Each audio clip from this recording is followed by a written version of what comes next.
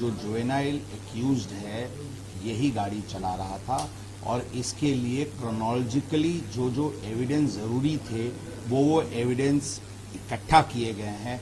उदाहरण के तौर पे जब वो घर से निकला था उसके घर के सिक्योरिटी गार्ड के पास की जो रजिस्टर है उसमें पहली एंट्री है कि ये लड़का, ये आरोपी ये गाड़ी लेके निकला है।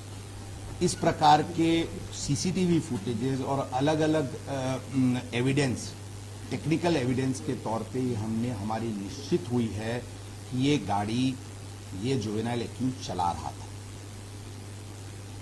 इसके साथ साथ आई विटनेसेस की स्टेटमेंट भी हमारे पास है जो टेक्निकल एविडेंस को कोरोबरेट करती है।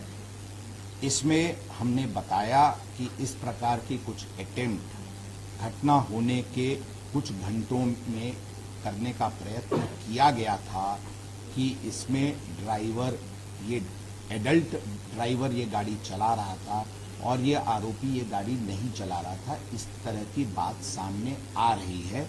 इसकी हम पूरी तरीके से तहकीकात करके जो भी इस प्रकार का प्रयत्न किया उसके विरुद्ध 201 आईपीसी एविडेंस डिस्ट्रक्शन के तहत कार्रवाई की जाएगी। सर, जो आपने इंटरनल इंक्वायरी के लिए एक टीम बनाई है वो क्या जांच कर रही है? किन आरोपों की? इंटरनल इंक्वायरी में कुछ लैप्सेस लोकल पुलिस स्टेशन के अधिकारी के बारे में आई है, उनके विरुद्ध जल्दी से जल्दी सख्त कार्रवाई की जाएगी। ब्लड सैंपल्स शुरू में एक ब्लड सैंपल ससून हॉस्पिटल में नियम के अनुसार हुआ था, जिसको जो कि सुबह आरोपी को 9 के आसपास ससून हॉस्पिटल में गुना दाखिल होने के बाद भेजा गया था। वो गुना दाखिल होने के बाद ब्लड सैंपलिंग ली गई थी। इसमें चूंकि ये सेंसिटिव केस था, as a matter of abundant precaution blood sample बदली तो नहीं गई। इसको एश्योर करने के लिए, इसको श्योरिटी के साथ वो करने के लिए शाम को इस आरोपी का एक और ब्लड सैंपल लिया गया था और दोनों सैंपल्स फोरेंसिक डिपार्टमेंट को भेजे गए हैं ताकि वो फर्स्ट सैंपल और सेकंड सैंपल एक ही डीएनए का, एक ही व्यक्ति का है, इसको निश्चित करने के लिए ये कार्रवाई की गई। सर, क्या ये ब्लड सैंपल रिपोर्ट से या डीएनए की रिपोर्ट से ड्रग्स कंज्यूम किया था किसी पार्टी में, ये भी सामने आ सकता है? जरूर, जो भी ब्लड की सैंपल जो रिपोर्ट के लिए भेजी गई है उसमें अल्कोहल, ड्रग्स या और भी कोई बैंड सब्सटेंसेस का यूज हुआ है या नहीं, ये सभी बात सामने आ सकती है। 5.5 घंटे का डिले हुआ था ब्लड सैंपल कलेक्ट, करीब 5.5 घंटे, 2:30 बजे का अगर इंसिडेंट है तो आपके बताने के मुताबिक 8 बजे सुबह ब्लड सैंपल पहला कलेक्ट किया। 8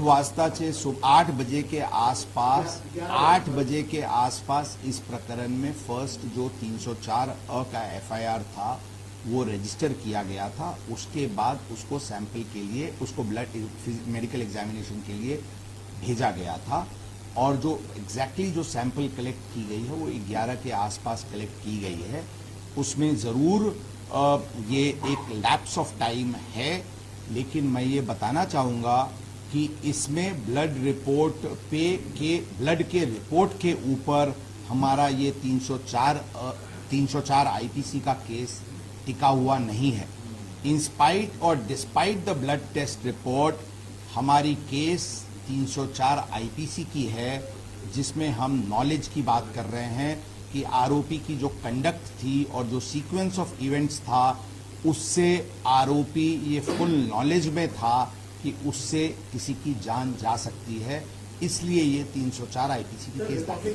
बात करने का आपने कहा था कि जिस प्रकार से सुनील सिंगरे आए थे वो एक पब्लिक रिप्रेजेंटेटिव है, he can come at any police station, but in the transplantation to the public meeting he mention that वो विशाल अग्रवाल के कहने पर वहां पहुंचे थे, विशाल अग्रवाल के वो नौकर हैं। तो क्या इस प्रकार का कंसेप्शन आने के बाद अब क्या टेम्परिंग ऑफ इवेंट्स या किसी प्रकार का राजनीतिक प्रभाव उन्होंने डाला, इस दिशा में आप जांच करेंगे क्या?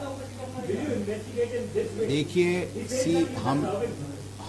of Vishal Agarwal, and hence he went into the police. I am not aware of any what he said or what transpired on a particular news channel. I have not seen it. I will not be able to comment on it.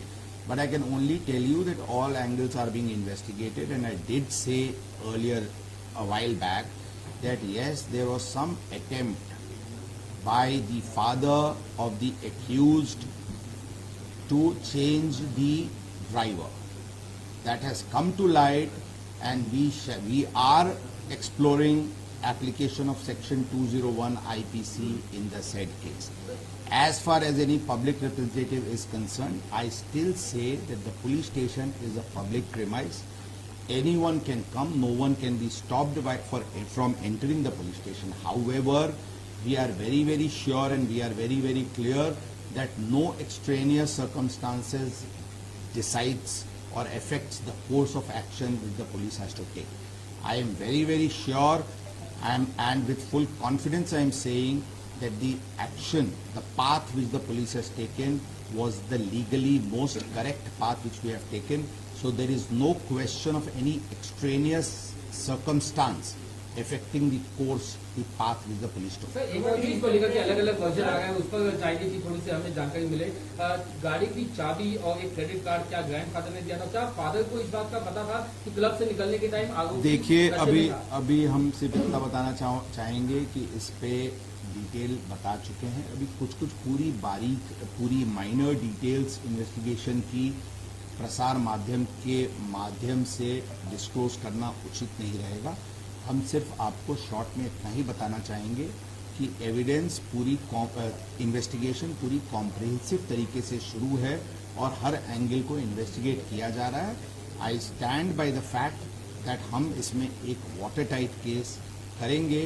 Special councils और पूरी legal resources जो हमारे पास उपलब्ध है, उन सभी को use करके टेक्निकल एविडेंस को कलेक्ट करके हम इसमें एक्यूज्ड को कन्विक्ट कराएंगे। सर, क्या हमारी जांच में ये बात सामने आई है कि ड्राइवर ने आरोपी जुवेनाइल के पिता को फोन कर बोला था कि आरोपी जुवेनाइल जिद कर रहा है गाड़ी चलाने के लिए, और फिर पिता ने ये कहा कि हाँ आप चाबी उसे दे दें? मैं बताया, इसमें काफ़ी सारे डिटेल्स हमने ऑलरेडी बताए हैं। इससे ज़्यादा डिटेल्स अभी इन्वेस्टिगेशन का डिस्क्लोज करना उचित नहीं रहेगा। बट मैं यही बताना चाहूँगा, इसमें किसी प्रकार का किसी को संभ्रम में रहने की ज़रूरत नहीं है। पुलिस पूरी प्रामाणिकता और पूरी प्रोफेशनलिज्म के साथ इस प्रकरण को हैंडल कर रही है और तपास कर रही है। सर, एक आरोपी को जब गिरफ्तारी कि जब आरोपी को गिरफ्तारी के बाद बेसिक मेडिकल चेकअप के लिए जब ले जाया जाता है, तो क्या उसमें ये पाया गया कि वो शराब के नशे में था?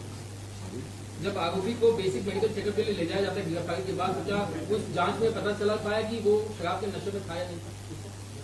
मैंने ऑलरेडी इसके बारे में क्लियर बता चुका हूँ। ब्लड रिपोर्ट आने के बाद पता चलेगा एग्जैक्टली कितना ट्रेस है नहीं है। बट एविडेंस हमारे पास सीसीटीवी फुटेजेस के माध्यम से बहुत क्लियर है कि वो किस हालत में था। हमने बताया सभी एंगल से हम इस मैटर को इन्वेस्टिगेट कर रहे हैं और हम पूरी तरीके से इसको एक स्ट्रॉन्ग केस बनाएंगे। कंपनी के ऑफिस बेरर्स को समन करेंगे, कंज्यूमर को मैंने जस्ट बताया उसके बारे में, मैंने जस्ट टिप्पणी किया उसके बारे में। रवींद्र दंगेकर जे आमदार आहेत त्यांनी एक ट्विट केलेलं आहे, फोटो आहे त्याच्यामध्ये आपल्या मुढवा पोलीस स्टेशनचे काही पोलीस कर्मचारी किंवा वॉटर्स नावाच्या फर्ममध्ये पार्टी करताना किंवा काही एन्जॉयमेंट करताना दिसत याबद्दल मला मी बघितलेले नाही, कधीचे आहे काय आहे। जर काही अशी असतील तर नक्कीच कारवाई करू। आमची भूमिका स्पष्ट आहे, कोणताही इलिगॅलिटी आणि कोणताही न्यूसेन्स चालणार नाही, यासाठी आम्ही पूर्णपणे वचनबद्ध आहे, कटिबद्ध आहे आणि प्रयत्नशील आहे। सगळ्यात पुढचे काळात आपण याची गोष्टीवर आणखी कडक कारवाई बघणार आहे। होमिसाइड अमाउंटिंग टू मर्डर या कलमाचे इन्ग्रेडियंट ही पूर्ण घटनामध्ये दिसून आल्यानंतर ही कलम वाढवण्यात आली होती। त्याच दिवशी आम्ही जुवेनाइल जस्टिस बोर्डकडे अर्ज करताना ही एक हिनस क्राईम आहे म्हणून त्यांना एडल्ट म्हणून ट्रीट